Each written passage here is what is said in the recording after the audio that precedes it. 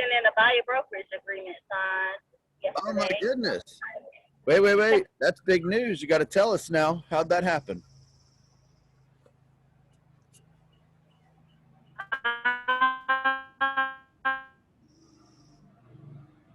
I'm losing you. It's actually my coworker. They want to sell around 280-ish. So if anybody want to purchase off market, they're definitely one is to do something like that. And it's right at Roswell off of Birchbridge Drive. Okay. So once I get some details or some pictures. Where is that? Where's Birchbridge? What was the price? It's a neighborhood. It's gonna be listed for $285,500. It's right in Roswell, Alpharetta. Cool. Oh, that's Haynesbridge, right?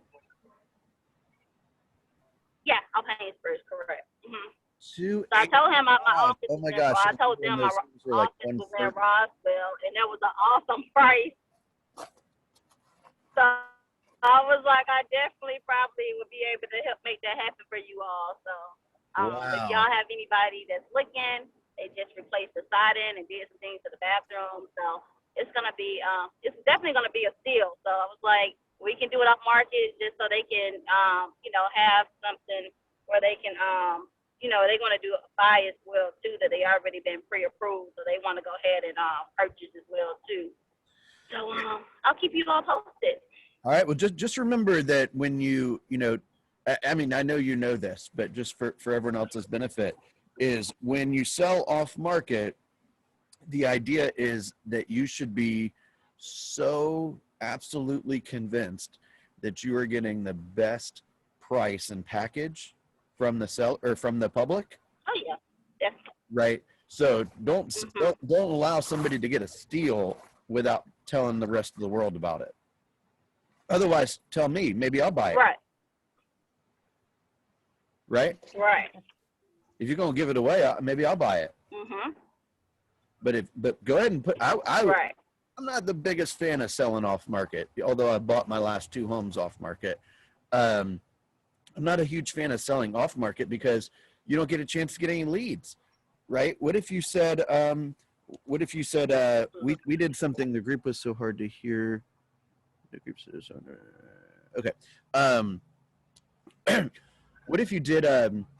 Pam did this the other couple weeks ago, where we had a new listing, and we said we're going to do open houses from 1 o'clock to 5 o'clock on Saturday and Sunday, and we got a couple people to help, right?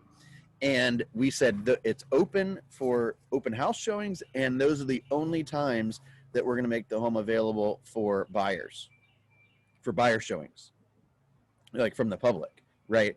So we had like 30, 40 showings or something like that in those 2 days. And then we said, okay, we'll look at all offers on like Monday morning or something, right? Hey, so Bill. we expected to get multiple offers. We didn't lose out on the opportunity to maybe find an unrepresented buyer or two, and we get an opportunity to tell the neighborhood what we did, or that we were involved in this sale, which might be one of the highest sales out there. Tawanda, do you want to say something?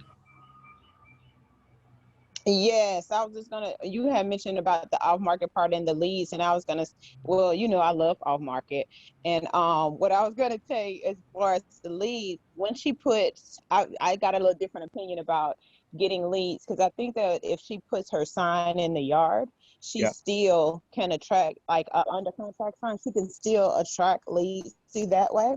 And once she puts it like on her social media that she has it under contract too and whatnot, she still is getting other people that will follow up with her on some leads.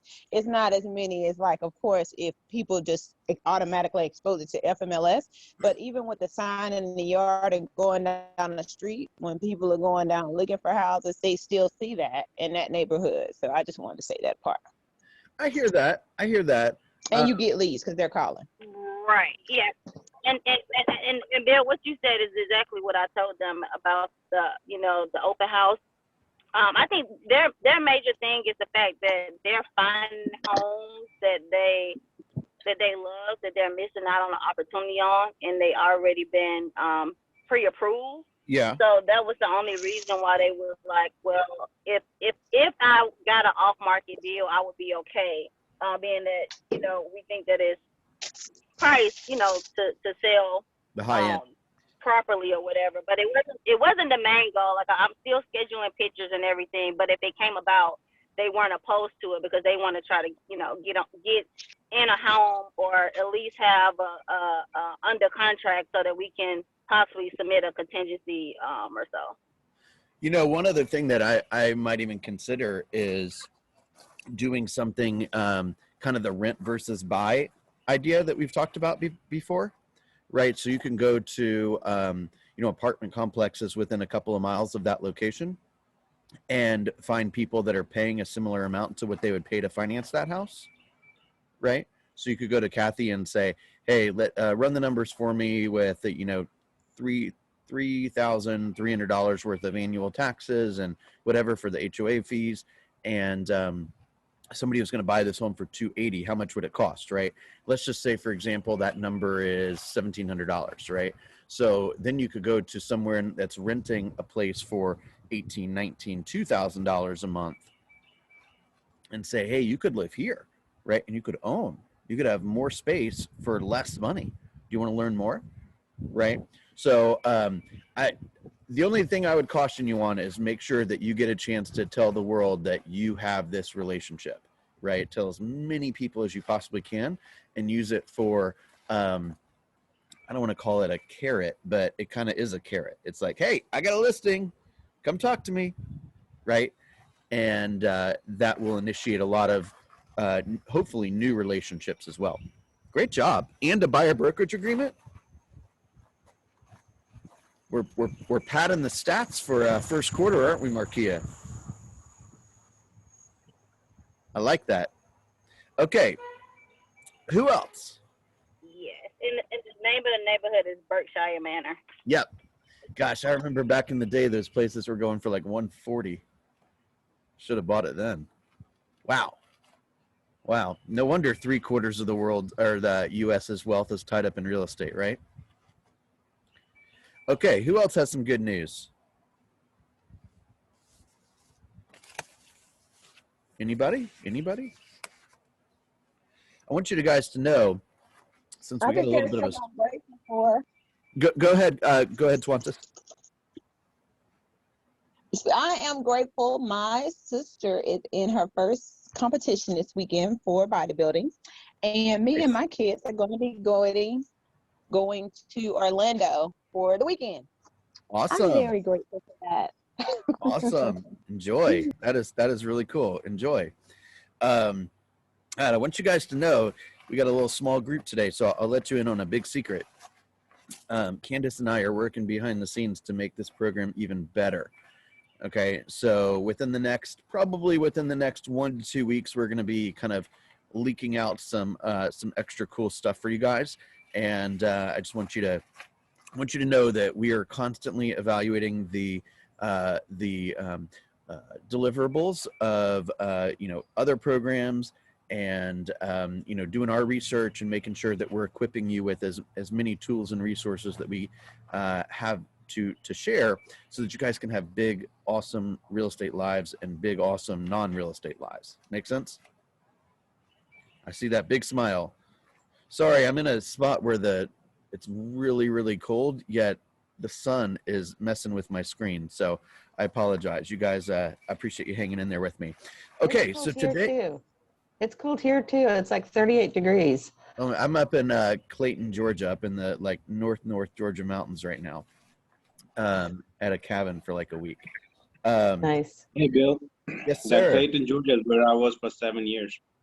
Really? Yes. What'd you do up there? Is that where your restaurant was? Yes. Why'd you pick Clayton, Georgia? I had I guess you got some monopoly on that area. Okay. Love it. There's always Mahir, why don't you tell everyone about, I don't know if you're ready to do this or not. I might be putting you on the spot, but you got a pretty cool listing coming up soon, don't you? About my flip? Yeah. Yeah, I have a house I'm working on off of Shamley Dunwoody Road. Got maybe roughly 2 weeks left on it, Beautiful. and it'll be on the market then. So hopefully everything goes according to thing. But it's just I don't know what to price it at. Whatever the price I thought, the people in the neighborhood is pricing it the I would say shitty home for $50,000 more. Right. So I don't know if I will be overpricing it, trying to match them or not. I don't know yet, but we'll So, see. all right, so let's actually use that for a quick little review of pricing. This just popped into my mind. So I never liked, and you know, you talk to 100 different agents, they might give you 100 different answers on this, but I was never a big fan of basically. I mean, this is a little different because Mahir, you own the place, but basically going to a seller and saying, "Hey, your price is 375. Sign here," right? I much preferred the, "Hey, this is a joint effort, okay? This is a team effort. I want you to analyze the data. I want me to analyze the data. I want to come to a joint conclusion that we both agreed to as to why this is a good opportunity for somebody," right? And oftentimes when I did that, I would send the data just like a buyer's agent would send the data to a buyer and say, "Why don't you pretend like you're a buyer? Okay, and your home will be on a list just like this very soon. What is it going to need to be priced at, and what condition will it need to be in comparison to the other homes that that buyer might consider, in order for them to, number one, choose to even bother to see it, and number two, to move forward with paperwork, right?" So Mahir, my recommendation to you would be, you should go, and because you've got a bit of a unique property there, I would probably go and look at every single property. I know this sounds tedious, but there's a lot of money at stake here, right? I would probably go to every single property that's on the market, probably like 100 grand lower than you're thinking and 100 grand higher than you're thinking. Probably within a mile or two of that home, or maybe in the elementary school or middle school district. And you go figure out, hey, if I put this home on the market for 600, is this going to be a good opportunity, or is somebody going to choose another one? If I put this on the market for 700, you know, what is that going to, you know, what kind of reaction am I going to get? How is it going to compare? And actually go into these properties, right? And what you're trying to do is basically, you want to find that blend between looking good online for the price, right? And then them walking in the door and saying, "Wait, I can get this place for 550 or whatever," and then they immediately take action. Got it. I'll be doing that coming up week. Yeah, and that goes for all of you guys. So Marquia, I would do the same thing, right? 285.5 is a little unusual price. Maybe, you know, go in there and look at homes from, you know, 250 to 325. Maybe you can get more, right? See what I'm saying?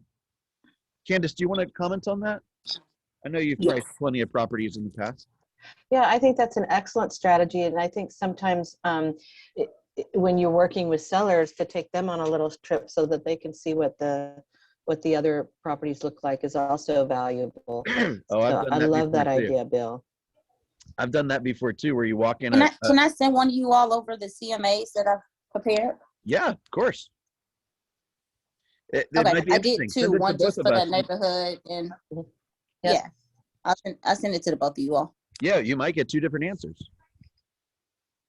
I mean, and that's the cool thing, right? Is like, I'm not going to be swayed by what you or Candace says, and you're not going to be swayed by what myself or Candace says. We're all creating, this is a team effort, right? Exactly. Because just the fact that there is a sale indicates that there is a difference of opinion of value. If I sell something for $300 to Candace, it's because I'd rather have the money than the thing.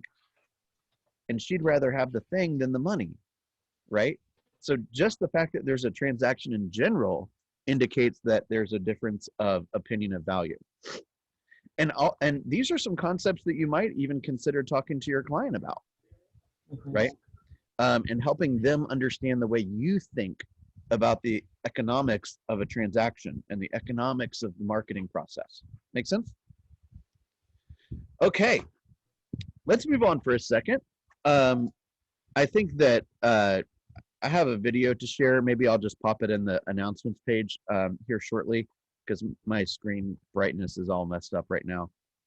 So I'll post something for you guys to watch and get super geeked up for the day. So today is April 1st. All right, first day of the second quarter. So a friendly reminder, if you would be so kind, I am, everyone that has anything to do with my success and Candace's success is looking for my numbers today, right? So please do me a favor and pop them in. I'm sending them to my coach, or I have basically 3 coaches, and I have to send all that stuff in today. So please go ahead and update for any weeks that you're lacking. Okay. Let's talk for a second about. Let's go back just briefly and talk about the second quarter GPS. So, Candace, just tell her that there was one. It's whatever I told her 2 days ago. Nothing's changed. Okay. So I want to go back and encourage you guys to either use this version, the 6 units closed in second quarter GPS, or a variation of that, right? That specifically focuses on the types of lead generation you're comfortable doing. As I mentioned the other day, these are pretty aggressive goals, right? But for some of us, we want to sell more than 24 homes a year anyway. So this is a plan that we should be rocking all the time. Make sense? So did anyone take some time to kind of review this plan and tweak it? Is this a plan that you think has some potential? Is this a plan that kind of makes you a little nervous, yet you're excited to move forward? Talk to me a little bit about kind of the mindset that you have going into the second quarter with respect to this plan. Who wants to share?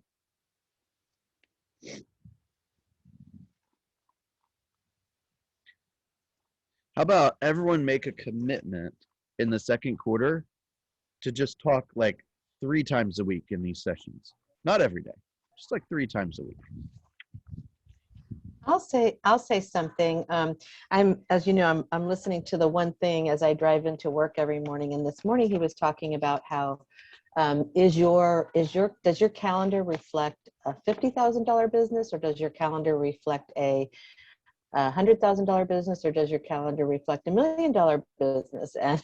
And what his point was is time blocking. And I think this GPS that Bill has created that you can tweak for yourself needs to be put on your calendar. And if you make a priority every day to do the one thing that's going to move you toward your goal, and it's off of that GPS that you've decided, you'll get there and you'll have your 6 transactions. I think that's so powerful, but it's a matter of, you can look at it, but you need to really implement it and block the time out to do that, because if it's not on your calendar, it's probably not going to get done.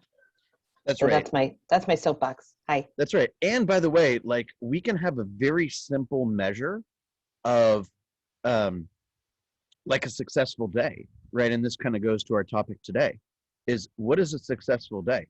Let's just say if we were to run this plan, a successful day is adding 3 people to your database.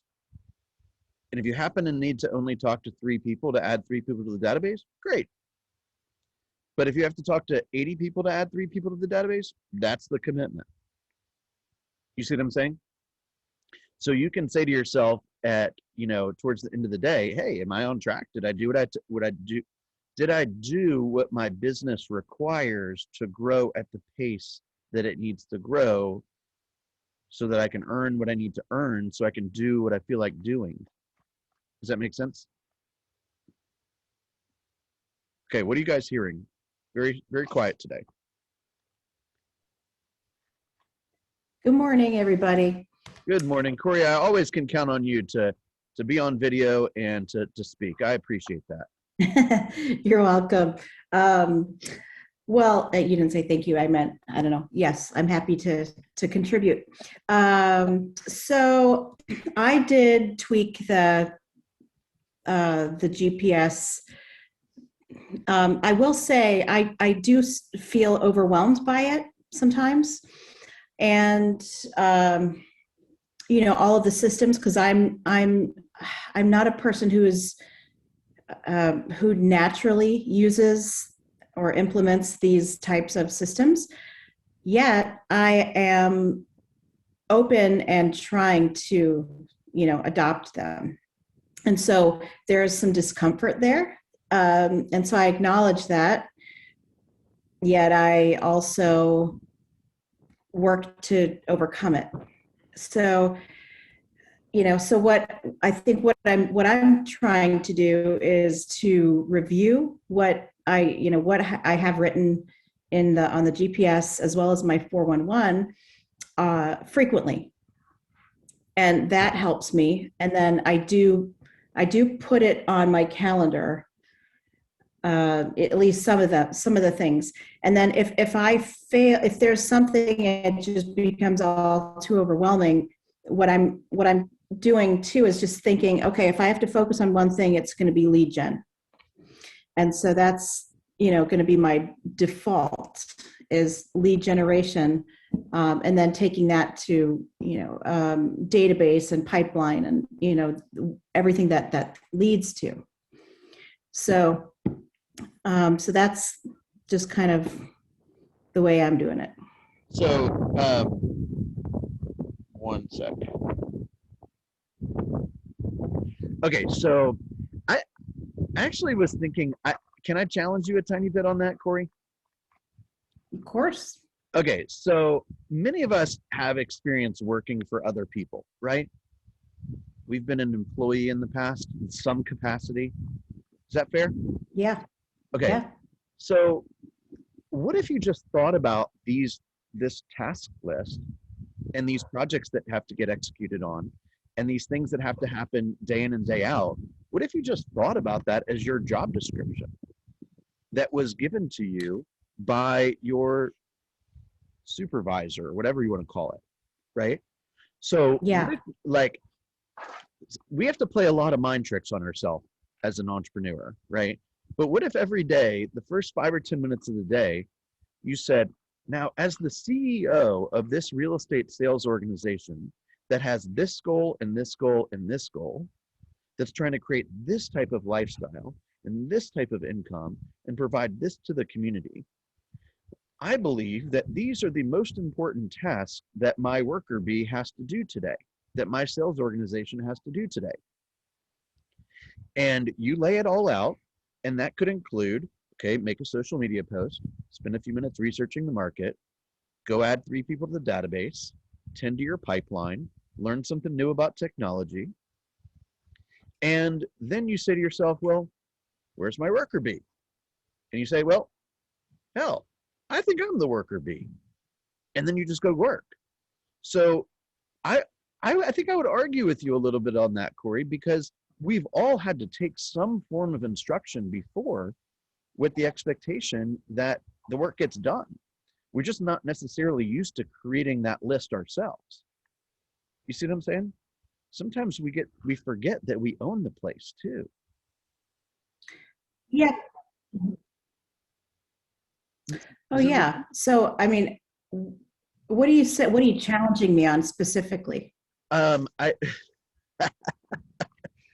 think that you said you're not used to it, I think was the word you used. Like, I think you probably are used to it. You're used to receiving assignments and executing on them. Oh, right. Yeah. Okay. Yeah, that makes sense. And that's a really good point. Well, so like, so what I try to do is I look at all the things I need to do. And then, I have like a short list. There's so many different systems for doing things. And really people just have to find what works best. By the way, that's the one thing. That's not necessarily your one thing, finding the system that works best for months on end. We got to take some activity, take some action, right? Which I know you're doing. Yeah. But like I just made a short list last night for today. I'm just like, boom, boom, boom, boom, boom. I've got to get these things done. And, so I try to remember the, like I have to work on the business, but I have to work to get the business. So I've got to, I have to remember to do both so that I'm not just working on the business and then there's that, that valley. And then all of a sudden, oh crap, where are all my, where's my, how can I get, working on stuff. So yeah. Yeah, I think we're kind of saying a similar thing. I think the takeaway here is that maybe the part that some of us are not used to so much is the creation and the kind of the idea formation of what has to happen and clarity on like the priorities of all the stuff, right? Once we establish that, then we get right into our wheelhouse, which is executing, right? We've been executing work responsibilities since we started, right? Since the very first time you had a job, right? So, Right. All right, beautiful. So remember, on this list, there are some projects, right? Projects need deadlines, right? The projects that I see here are social media plan, video strategy, right? Your open house strategy. I sent a video to Corey last night that came up on my my thing, which was my 8-year-old daughter is like probably a 6-month-old, just yelling and screaming and stuff. But what was fun was that in the background of that was my visual pipeline from probably 8 years ago. Should I send that to everyone, Corey? Yeah, that was really cute. Yeah, what? Do you want to show it? Yeah, it's cute. It's about a minute long, and it's about a minute long. Yeah. And the cool part about it is I'm not just preaching some visual pipeline because I, saw it on some video. I'm preaching it because it works, right? And when I went down to my workspace every day, I stared at these people's names day in and day out. And when I didn't have enough people on my list, I knew it was time to, press down the gas. Make sense? Okay, one thing, Candace, have you gotten to the point in the One Thing audio where it talks about, it says, people do not determine their future, they determine their habits, and their habits determine their future. Have you guys heard that line? Okay, so I love let's that. talk for a moment Yes. about what are some habits that we think we need to solidify in our business world, or maybe even non-business world, to maximize our efforts. And maybe also, what are some habits that maybe need to be kind of put on the chopping block and say, hey, I got a habit of blah, blah, blah. Is this serving me? Y'all want to have a conversation around that? Candace, I know you've got some great morning habits in particular. Why don't you share something, please? Yes. So, and I'm sorry it's loud here, but I like hacks. As you know, I like doing one action that does a bunch of different things. So, and I like easing into my morning. So I lie in bed when I wake up and I say my prayers and I say my gratitudes, and then I have my goals sitting by the bed and I read my goals and my why. Then I jump up and I have a 10 to 15 minute core exercise that varies every day. And I love it. I can share it with anybody who wants it, but it gets me going and it surprisingly makes you soar. And then if I have time, I either journal a little bit or I'll do a guided meditation. I sometimes do my meditation during the day because I need it more during the day than I need it in the morning when I'm still calm. But then while I'm getting dressed, I listen to a motivational video, something different every day. Sometimes I repeat them. And then I'm ready. I'm like pumped for success after that. I feel like my day, I own it. The night before, I do similar to what you said, Corey. I get my day for the next day scheduled. I have my priorities, and I think that's another thing from the One Thing is that productivity is not about a lot of to-dos. Productivity is about priorities, and so I have to identify the priorities for the next day. What do I really want to have happen? Can you just go into a tiny bit more detail on that, Candace? What does that mean exactly? So I know that I want to have some positive input into the productivity coaching. So I'm constant. So I know I have time on my calendar every day to learn how other productivity coaches are coaching and what successes they're having. Some specialize in time blocking, some specialize in taking action, some boil it down to the 5 things you need to do. So there's a lot of different productivity coaches out there to learn from. I know that I have a responsibility to help grow the office, so I have to time block time to talk to other agents in other offices and help them hopefully come to Keller Williams. I also have my lead gen that I have to do, so I time block that, and I get specific about how I'm doing that. I have a portion of it is for my database, and a portion of it is to build my database and talk to people. And I strategize because I'm not going to do it if it's not fun. So I have to strategize and understand for myself what I will do that will move me forward in that goal. So one of my things is I like to take dance classes. So I think I've told everybody I had a sale from a belly dance class I was taking, and it was hilarious because we just danced for an hour with sparkly things on, and we got to talking because you bond over something like that. I also like to, I'm very, very not shy when I'm out. So if we go out to dinner, I make friends with the server. I make friends with whoever's sitting at us, if possible. So just strategizing ways to get people in my database that I'll do. I love that. You said one thing that I want to highlight, because I'm not going to do it if it's not fun, right? So it probably took you a little while, I'm assuming, to figure that out.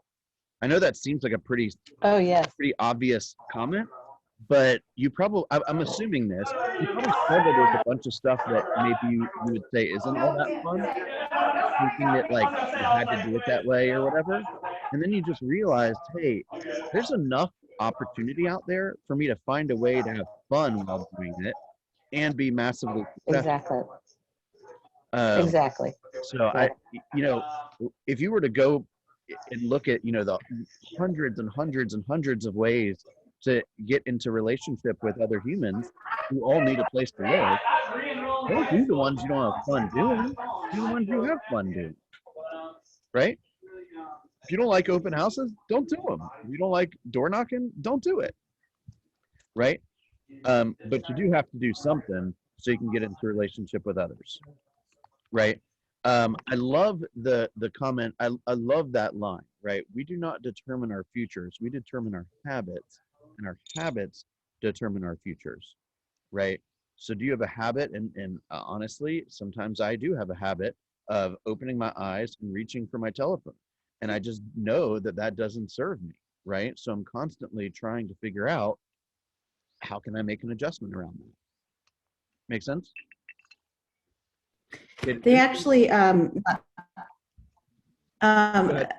it is suggested by many people to not look at your phone for the first hour that you're awake. Yeah.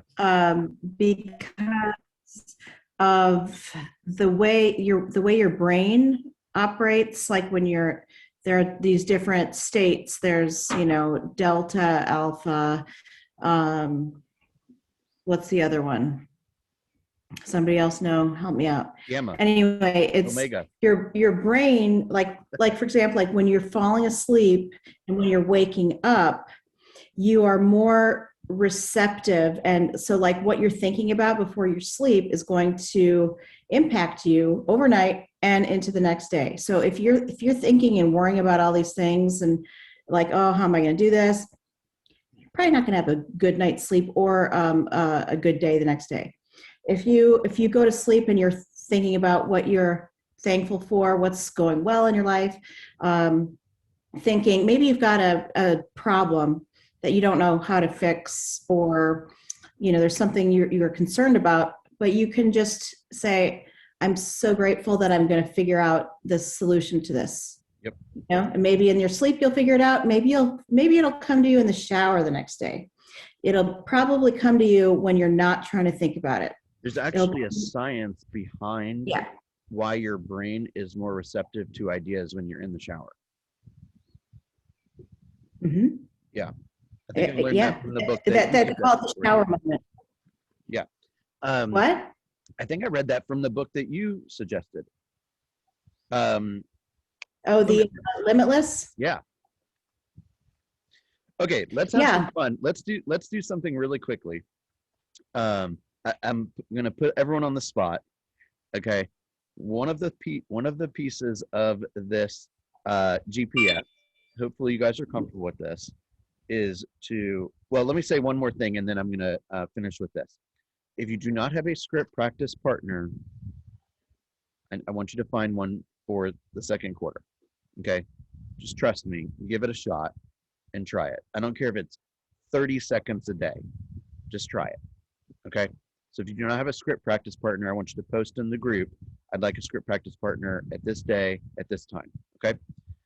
Please do that. It's for you. All right. Let's go around the room and say how many, since we're going to share our goals publicly, in no judgment, high or low, this is just an exercise. And I didn't even ask Candace if this was a good idea or not. So it may not be. But who wants to share how many seller listings do you plan? What is your goal for seller listings taken in the second quarter? Knowing that our goal is to have 6 closings and 18 total appointments. So who wants to start? Michael, how about you? You're always in like the upper left or upper right corner of my screen. Always. I don't know what the deal is with that. I don't know. Maybe it's because I always have my video on. You know?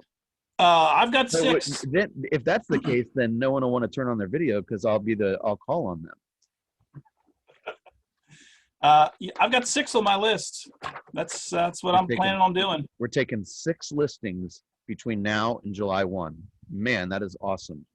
Corey, how about you? Yeah. I have 3. I should probably increase mine. Okay. To be, more. I'm trying to be. Yeah. 3 anyway, that's what I have. So go back to your plan. I think that's an admirable goal. I got nothing wrong with that. Go back to your plan and see if your calendar will allow you to strive for more. Right? If your goals require more. If it's 3, we're going to high five once you hit 3. No big deal. Mm-hmm. But if you feel like you're not reaching your potential at 3, then try for more. All right, Markia, how about you?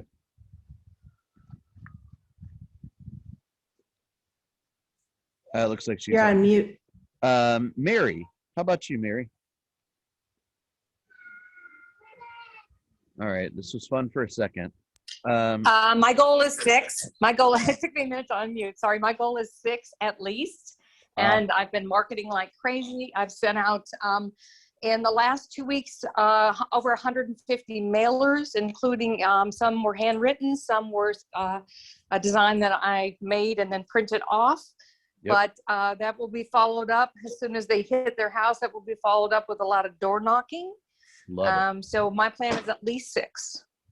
You know what I was thinking when you were talking, Mary, is that if I were to follow you around all day, I would have absolutely no doubt in my mind you were busting it as a real estate agent, right? So I want you to ask yourself, if somebody were to follow me around today, would they even know I was a real estate agent? Like if I followed you, Mary, I would have no doubt. You know what I'm saying? So I could look at your schedule and the activities that you do each day and be like, wow, that is a woman that is planning to take 6 listings this quarter. No doubt about it. She wakes up thinking real estate. She goes to bed thinking about real estate, and she's looking to build a big business. So I'm excited to see that. All right, Mary's taking 6 listings in the second quarter, y'all. Tawantis, what about you? Good morning. Good morning. My goal is to do at least 8 listings in my second quarter, minimum. Minimum 8 listings. Man, this is going to be a fun quarter. All right, Markia, are you able to unmute yourself? It is.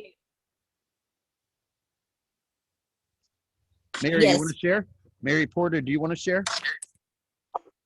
You said that I want to share. What? I'm sorry, I was Yeah, on the phone. Marquia, you can go ahead. We'll give Mary an extra second to get off mute. Marquia, what is your intention for seller listings taken so we can all share our goals publicly between now and the end of the second quarter?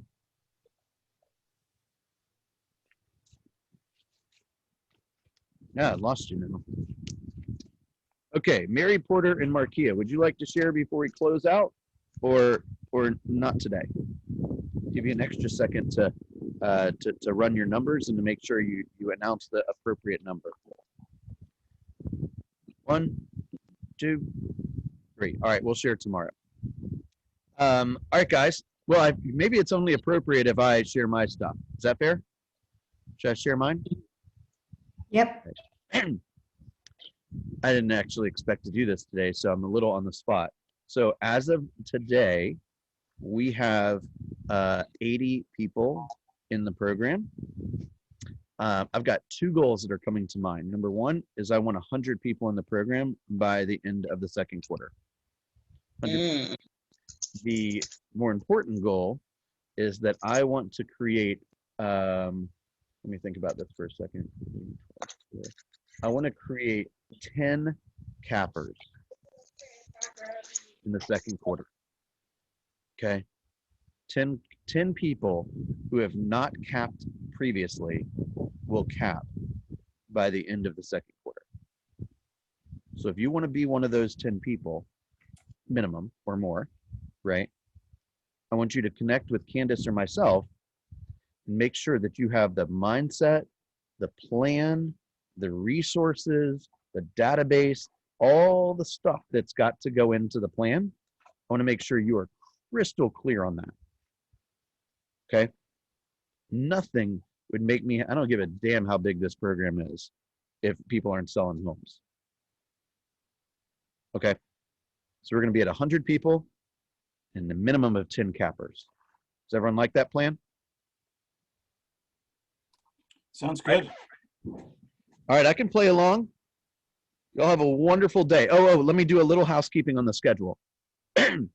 Okay, so at 11 o'clock to 12 o'clock, the growth and the launch masterminds will be together today in Candace's room, 11 to 12.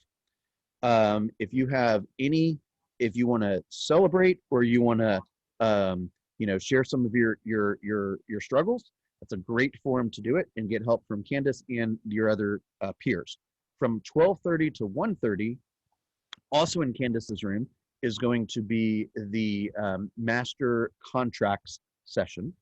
Okay, 12:30 to 1:30 today.